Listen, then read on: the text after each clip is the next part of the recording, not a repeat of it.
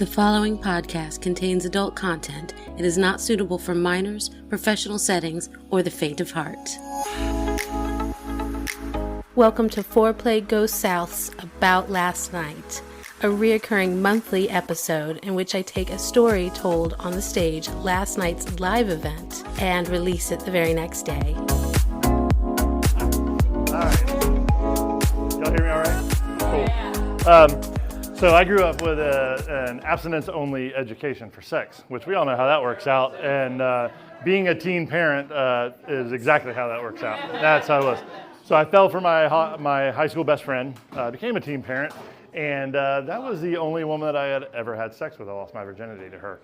And we had talked about always the idea of opening our marriage from day one. Finally did that when I was 40 years old. So it's been several years, pre-COVID, and I was doing what you do. Very first time I'm gonna wind up having sex with somebody, I come across a Tinder profile. And y'all remember how Tinder was. And the thing that caught my attention was the meme that was used as the cover photo that said something to the effect of, all my friends are posting about their kids and this, that, and the other. That's great, I've masturbated 42 times today.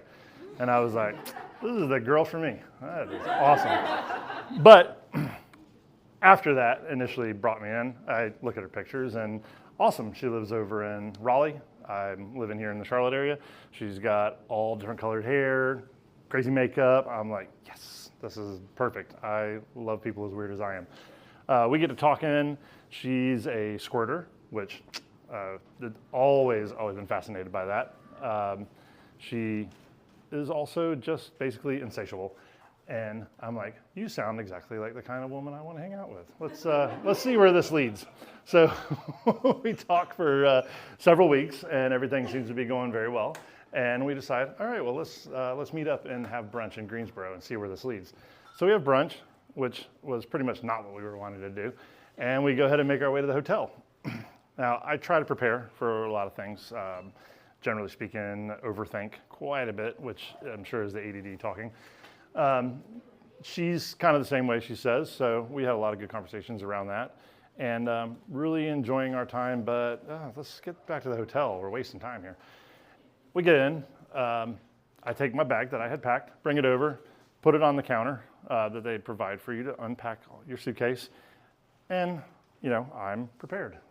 I take out the radio that I brought. I can hook it up to my Bluetooth. Sounds like a good idea. Take out the condoms, take out the lube, take out the towel, take out the towel, take out the towel, take out the other towel. And at this point, she's like on the bed, kind of relaxing. What are you doing over there?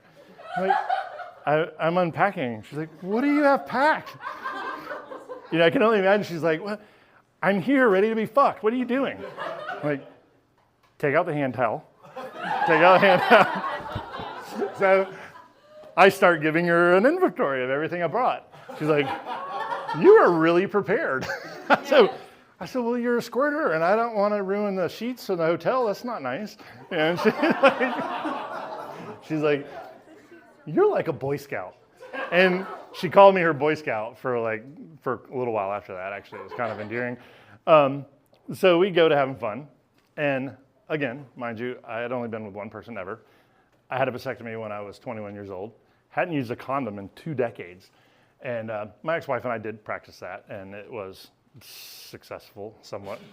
I'd also recently had surgery, and that could, bend the wrong way. And it's like, oof, everything hurts. Give me a second. But I was ready to go. I was confident. And so we start playing. I'm curious about the squirting thing. I need to know what's up with this.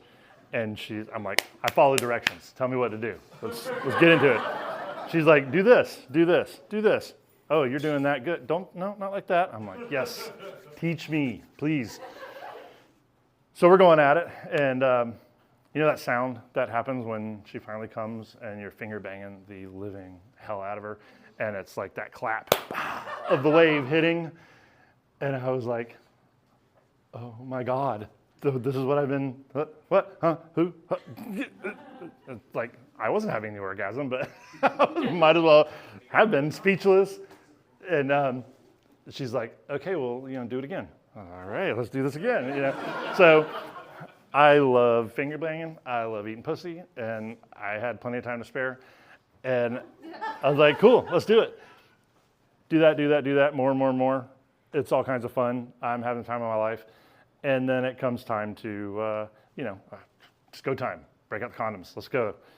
And of course, I hadn't used condoms in 20 years. And I'm also, might as well just say I'm a virgin because I've only ever had sex with one person in my life.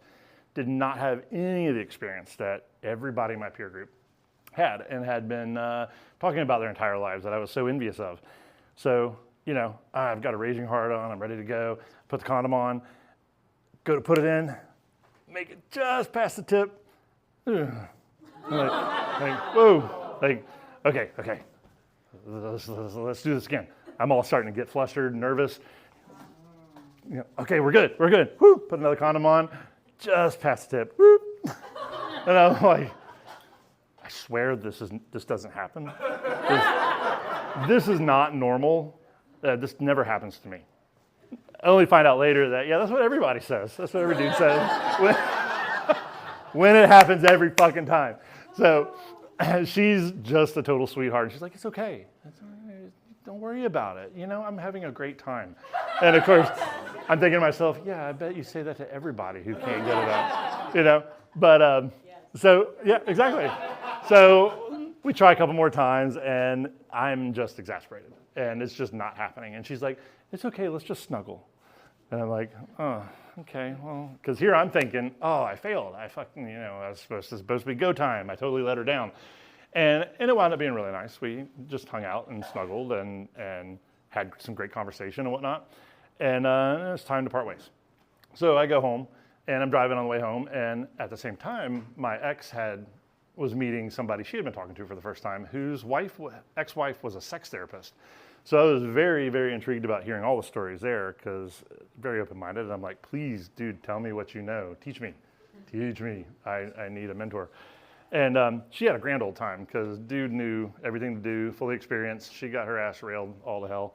And I was like, oh, yeah, it was great. And then this happened. And of course, she's just devastated for me. And I didn't know what to make of it. And so I talked to a couple people.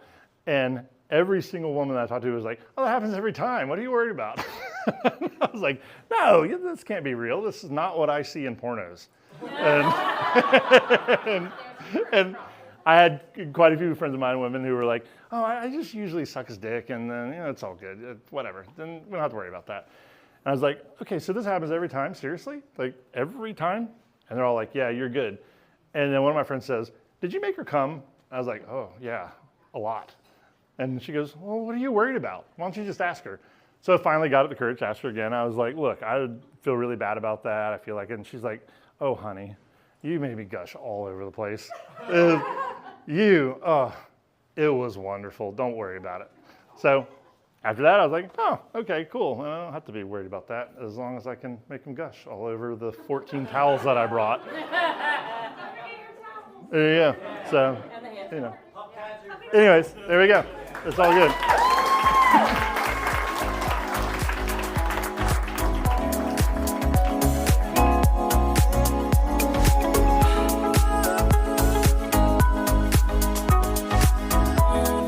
This episode of FOREPLAY Goes South podcast was recorded and produced by event host and podcast creator Metanoia.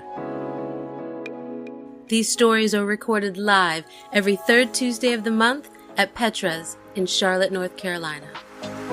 For more information about FOREPLAY Goes South, follow us at FOREPLAY GS on Facebook, FetLife, Instagram, and Twitter.